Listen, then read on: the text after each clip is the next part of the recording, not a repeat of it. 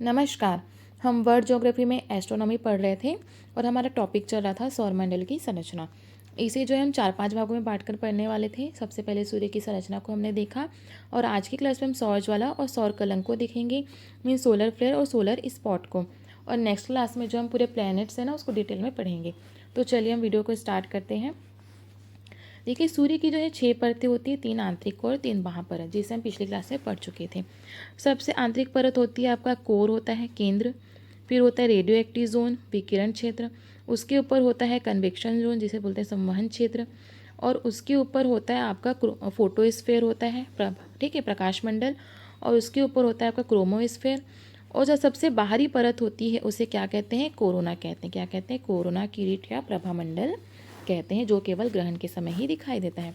इन सारी चीज़ों को हम पहले ही देख चुके हैं और आज हम देखने वाले हैं सौर ज्वाला के बारे में। देखिए, कभी कभी जो है क्रोमोस्फेयर में तीव्र गहनता का प्रकाश उत्पन्न होता है, जिसे सौर ज्वाला कहते हैं। देखिए, ये आपका क्रोमोस्फेयर वाला एरिया है, ठीक है। यहाँ पर देखेंगे आज ज्वाला जैसे उत्पन्न हो रहा है, ठीक है, फ्लेयर कहते हैं। ज्वाला जैसे उत्पन्न हो रहा है, देखिए यहाँ पर भी उत्पन्न हो रहा है। तो ये क्या है? यही सौर ज्वाला है। आप यहाँ पे देखिए, यहाँ पे ज़्यादा क्लियर दिखाई दे रहा है, ठीक है। तो ये क्या है? सौर ज्वाला है।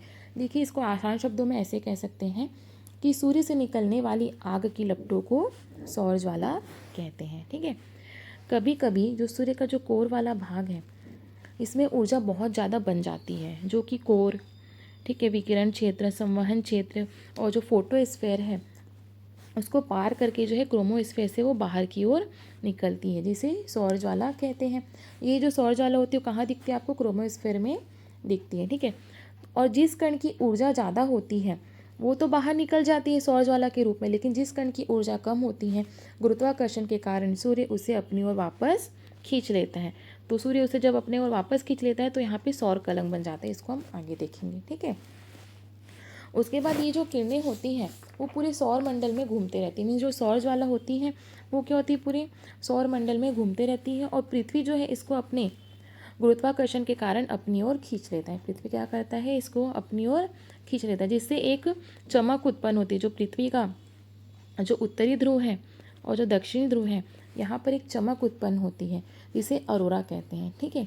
जब ये जो लपटें हैं, लपटें मीन्स क्या होती है? ये सौर ज्वाला है या जो सौर पवनें हैं, जो ब्रह्मांड में जो ये सौर ज्वाला ही जो होती है पूरे सौर मंडल में घूमते रहती है, ठीक है। या पूरे ब्रह्मांड में जो ये किरणें घूमते रहती हैं। और ये जब पृथ्वी के जो है उत्तरी ध्रुव, पृथ्वी इसको अपने गुरुत्वाकर्षण के कारण खींच लेता है। और जब ये लपटें पृथ्वी के उत्तरी ध्रुव की तरफ जाती हैं तो इसे अरोरा बोरियोलिस कहते हैं। क्या कहते हैं? अरोरा बोरियोलिस कहते हैं, ठीक है। और जब ये लपटें जो है दक्षिणी ध्रुव या नीचे की तरफ जाती हैं तो इसे अरोरा ऑस्ट्रियोलिस कहते हैं। क्या कहते हैं? अरोरा ऑस्ट्रियोलिस कहते हैं। देखिए, आप यहाँ पे देख सकते हैं जो उत्तरी ध्रुव दक्षिण ध्रुव में कुछ इस तरह का दिखाई देता है जब सौर पवनें या जो सौर ज्वाला है वो पृथ्वी पर आती है। लेकिन हमारी पृथ्वी की एक खासियत है, ये जो लपटें हैं वो पृथ्वी पर नहीं गिरती। ये जो लपटें हैं, जो कि आग की लपटें में सौर ज्वाला है या सौर पवनें, देखिए यहाँ पे सोलर विंड लिखा हुआ है। इसका मतलब क्या होता है कि संपूर्ण सौर तंत्र में प्रवाहित होने वाली पवन को क्या कहते हैं? सौर पवन कहते हैं, ठीक है। तो जब ये पवनें या जो ये सूर्य की जो लपटें हैं वो पृथ्वी जब इसको अपनी ओर खींचता है, लेकिन ये पृथ्वी पर नहीं गिरती, क्योंकि पृथ्वी का जो वायुमंडल है, इसकी जो 5 परतें हैं वो हमारी रक्षा कर रहे हैं, ठीक है। और उसे पृथ्वी पर गिरने नहीं देता। अगर ये पृथ्वी पर गिर जाएंगी तो पृथ्वी पर जीवन क्या हो जाएगा? पूरी तरह से नष्ट हो जाएगा, ठीक है। और ये जो सौर ज्वाला जब पृथ्वी तक पहुंचती है तो क्या होता है? इसके कारण जो है पृथ्वी में जो संचार है, टेलीकम्युनिकेशन में जो है बाधा उत्पन्न होती है। मोबाइल नेटवर्क जो है ख़राब होने लगते हैं। तो इसकी खराबी है ये, ठीक है। अब अरोरा का जो हम डेफिनेशन देख लेते हैं कि एक्चुअल में इसका डेफिनेशन है क्या। देखिए, अंतरिक्ष से आने वाली ब्रह्मांड किरणें, मीन्स हमने देखा जो सौर ज्वाला ही पूरे अंतरिक्ष में फैल रही होती है, घूमती रहती हैं, ठीक है। और सौर पवनों तथा पृथ्वी के चुंबकीय प्रभावों के मध्य घर्षण के कारण ध्रुवों पर एक रंगीन चमक उत्पन्न होती है, जिसे अरोरा कहते हैं, ठीक है। आया समझ में? आप यहाँ पे देख सकते हैं किस तरह के दिखाई देता है ये। चलिए, उसके बाद हम देखते हैं सौर कलम, सोलर स्पॉट को। देखिए, फोटोस्फेयर में क्रोमोस्फेयर से सौर ज्वाला निकली, ठीक है। क्रोमोस्फेयर से क्या हो रही थी? सौर ज्वाला निकली। अब इसका पहले डेफिनेशन देख लेते हैं कि फोटोस्फेयर में ठंडे एवं काले धब्बों को सौर कलंक कहते हैं, ठीक है। ये आपका हो गया आपका फोटोस्फेयर, ये जो पोर्शन है देखिए यहाँ पे अलग से दिखाई दे रहा है, ये हो गया फोटोस्फीयर। तो फोटोस्फीयर में ठंडे एवं काले धब्बों को क्या कहते हैं? सौर कलंक कहते हैं। तथा बाकी जो गर्म तथा प्रकाशित भाग है उसे फैकुला कहते हैं। फैकुला कहते हैं, क्या कहते हैं? फैकुला कहते हैं। ठीक है। अब क्या होता है कि जब सौर ज्वाला निकलती है क्रोमोस्फेयर से, ठीक है, तो जिस कण की ऊर्जा कम होती है वो वापस आ जाती है, सूर्य अपने गुरुत्वाकर्षण के कारण अपनी ओर खींच लेता है। तो इसे पृथ्वी पर देखने पर ये धब्बे जैसा दिखाई देता है। ठीक है। देखिए सौर ज्वाला जो है आपका क्रोमोस्फेयर से निकली, कहाँ से निकली? एक सेकंड में इसका कलर चेंज कर देती हूँ।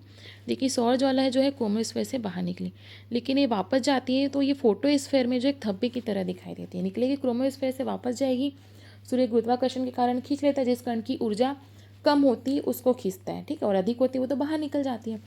तो जब वापस आती है तो पृथ्वी से देखने पर ये धब्बे जैसा दिखाई देता है, जिसे सौर कलंक कहते हैं। क्या कहते हैं? सौर कलंक कहते हैं। और ये काला क्यों दिखाई देता है पता है? क्योंकि जो फोटोस्फेयर है उसका तापमान होता है 6000 डिग्री सेंटीग्रेड। ठीक है। और ये जो काला धब्बा है इसका टेम्परेचर होता है 1500 डिग्री सेंटीग्रेड। तो 6000 डिग्री सेंटीग्रेड के कंपैरिजन में तो बहुत कम है। ठीक है, 1500 डिग्री सेंटीग्रेड, इसलिए ये धब्बे के रूप में दिखाई देता है पृथ्वी से देखने पर। अब जो देखते हैं इन धब्बों का जीवन काल जो है कुछ घंटे से लेकर के कुछ सप्ताह तक होता है। हालांकि हमेशा के लिए नहीं होता, कब तक होता है? कुछ घंटे से लेकर के कुछ सप्ताह तक होता है।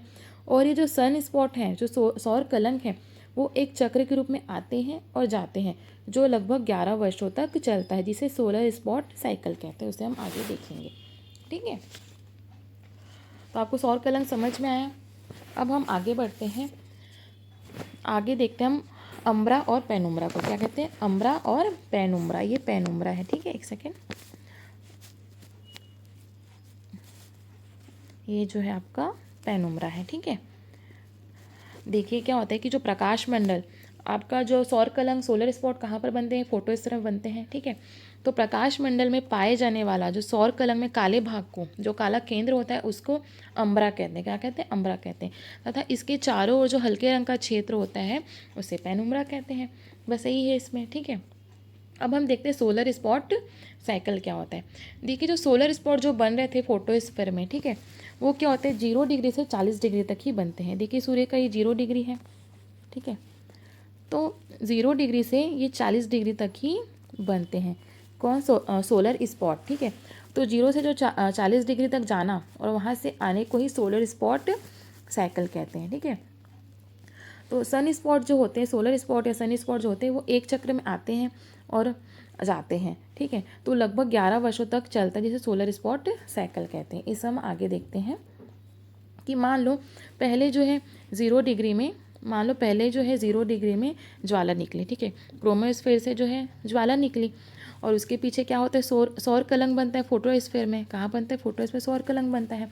और मान लो पहले वो 0 डिग्री में बना। ठीक है। फिर 1 डिग्री में बनेगा, फिर 2, फिर 3, फिर 4, और ये 40 डिग्री तक बनेगा। सौर कलंक कहाँ तक बनेगा? 40 डिग्री में बनेगा।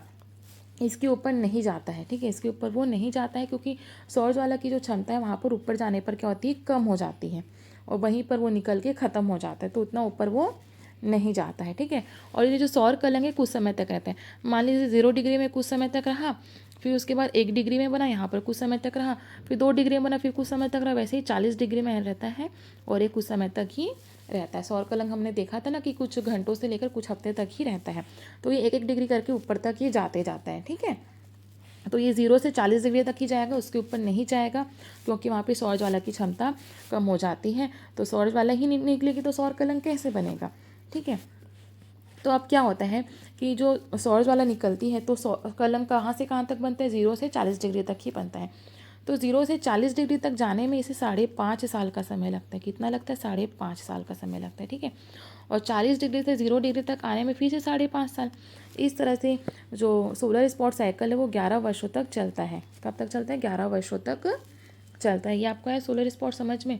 ठीक है। सोलर स्पॉट साइकिल, सौर ज्वाला निकलेगी तभी तो सोलर स्पॉट बनेगा। ठीक है। और अब सोलर इवेंट क्या होता है कि 100 बार जब सोलर स्पॉट साइकिल पूरा हो जाता है तो उसे सोलर इवेंट कहते हैं। क्या कहते हैं? सोलर इवेंट कहते हैं। तो ये क्या हो जाएगा कि एक सोलर इवेंट किसके इक्वल होता है? 100 सोलर स्पॉट साइकिल के। ठीक है। तो एक solar event 100 solar spot cycle के इक्वल होगा, मीन 100 इंटू हम 11 कर देंगे तो एक सोलर इवेंट में कितने साल हो जाएंगे, 1100 साल हो जाएंगे। ठीक है, आया समझ में। इसके बाद एक वर्ड होता है मैग्नेटिक आर्क। ये क्या होता है कि सूर्य में जहाँ कहीं भी सोलर स्पॉट या सौर ज्वाला बनती है तो वहाँ पर एक चुंबकीय क्षेत्र बन जाता है। चुंबकीय उस क्षेत्र का जो चुंबकीय क्षमता है वो बहुत तेज़ हो जाती है, जिससे एक मैग्नेटिक फील्ड बन जाता है। ठीक है, और ये जो मैग्नेटिक फील्ड है वो इस तरह से जो है ध्रुवों की ओर जाता है, सॉरी बाहर से जो है इस तरह से जो है ये ध्रुवों की ओर जाता है, जिसे मैग्नेटिक आर्क कहते हैं। क्या कहते हैं, मैग्नेटिक आर्क। इसके कारण भी जो टेलीकम्युनिकेशन में, इंटरनेट में जो है बाधा उत्पन्न होती है। ठीक है, तो हमको जो है इसमें इतना ही पढ़ना था। आई होप आपको वीडियो पसंद है। अगर आप कंप्लीट वर्ल्ड ज्योग्राफी पढ़ना चाहते हैं, एस्ट्रोनॉमी डिटेल में पढ़ना चाहते हैं, समझना चाहते हैं और आगे भी कंटिन्यू करना चाहते हैं तो प्लीज़ मेरे चैनल को लाइक शेयर एंड सब्सक्राइब जरूर कीजिएगा। धन्यवाद।